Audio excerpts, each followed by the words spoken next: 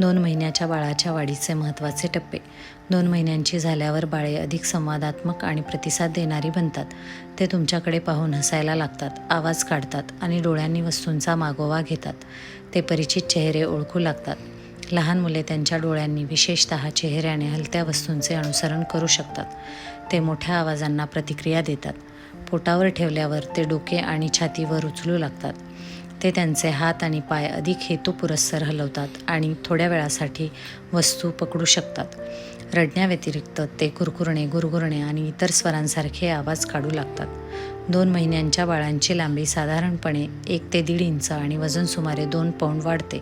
प्रत्येक बाळाचा विकास त्यांच्या स्वतःच्या गतीने होतो, म्हणून जर तुमचे बाळ 2 महिन्यांमध्ये येथे सूचीबद्ध केलेल्या गोष्टी करत नसेल तर काळजी करू नका. तथापि, जर तुम्हाला तुमच्या बाळाच्या विकासाबद्दल काही चिंता असतील तर तुमच्या बालरोग तज्ज्ञांचा सल्ला घ्या.